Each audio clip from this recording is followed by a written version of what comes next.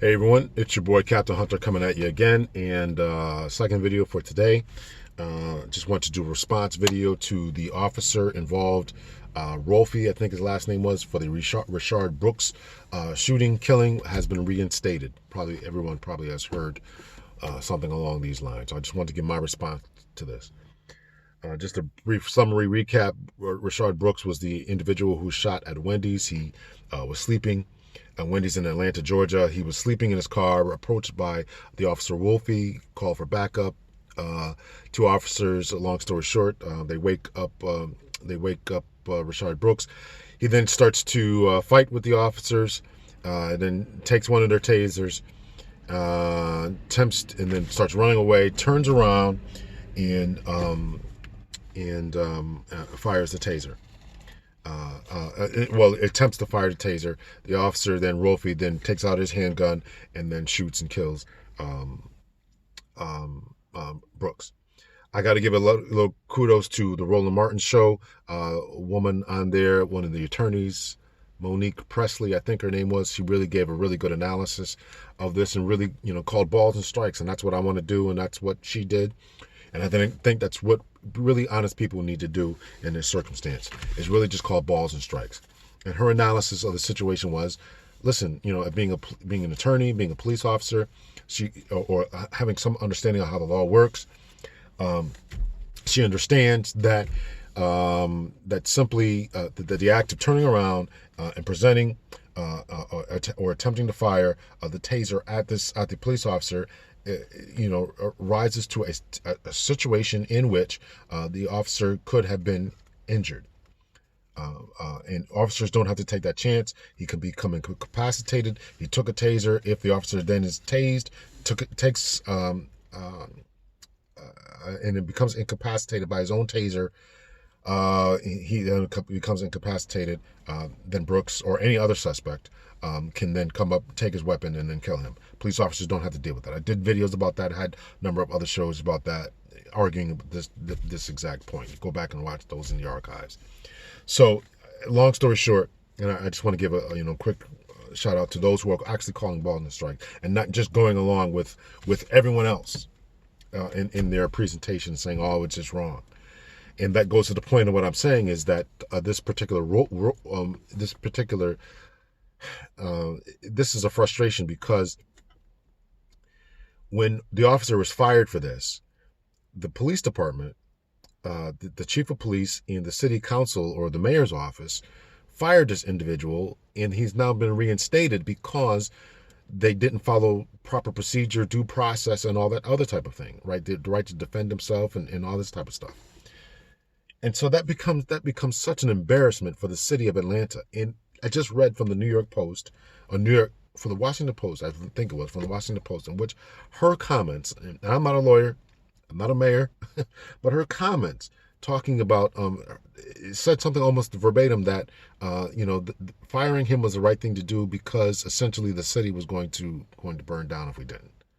So I can't believe that she actually wrote that. And it was a direct quote in the Washington Post, an article that I read just a little while ago.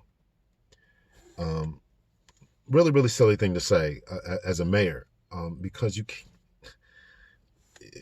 I'm almost speechless that she made this comment. Once again, I'm not a lawyer, but I would bring this, if I'm a lawyer, I'm going to bring this. Listen, this is why you fired this guy, not because he actually violated any policies or procedure, but because you don't want the city to blow up. And yes, we're already dealing with the George Floyd protests, and here's another incident that's going on. And I get it. It's a bad look for law enforcement. You don't want your city to blow up. You want to make sure that everybody's peaceful and calm.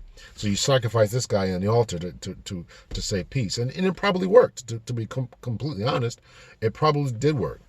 But now you have to take this guy back, and now everybody's going to be outraged again. I said before, and I'll say it again, after my analysis of being a police officer for 24 years, a supervisor for 19 years, being an instructor of use of force for a number of years, being a handcuff instructor for a number of years, my analysis of that Rayshard Brooks shooting, the use of force, because I had to teach use of force, the escalation of the use of force, and what happens to officers when and if they go through adrenaline rushes and dumps, and even what happens to you physiologically, fight, flight responses. This is all type of things we had to discuss when we're talking about this type of thing. My analysis, and even being tased myself, we know what happens to them, and officers don't have to deal with that. We pay our officers to win, and we pay them to do their job effectively and efficiently. We're not paying them to give up and just run home or just go home and allow people to escape. We're not paying them to do that. We're paying them to do a job, and that's apprehend criminals and or stop the violence and criminality in our neighborhoods. And so looking at the facts and totality and circumstances, the breakdown in the video that I did and that you guys can look at, and discussions I've had, I still maintain that this officer did the right thing. I'm not surprised that he got reinstated, and I won't be surprised he's been arrested for and facing aggravated felony murder charges.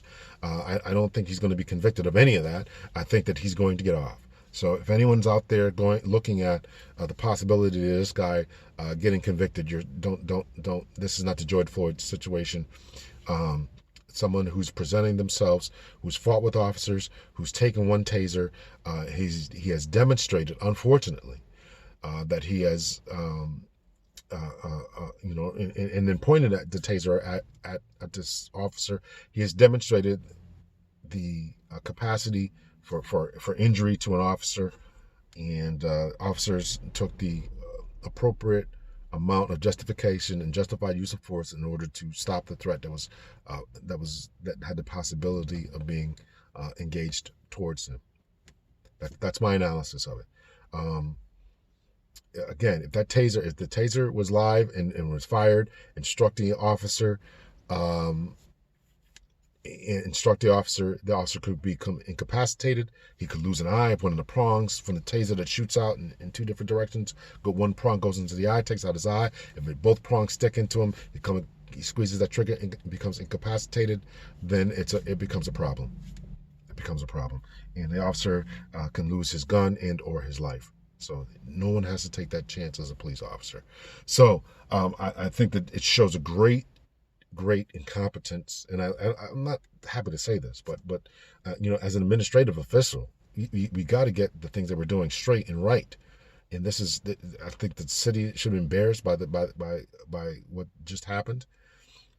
It's one thing to lose because of the facts and circumstances once analyzed, but to lose and have this man reinstated because we rushed to judgment and didn't follow proper procedure, due process, and all that.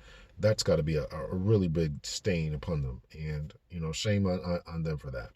But again, to the public out there who's watching that, if you think that this guy's going to be convicted, he's not. He's going to get his job back and probably sue the city for wrongful termination and all this kind of stuff.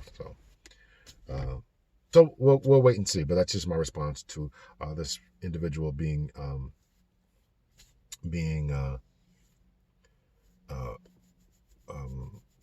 reinstated.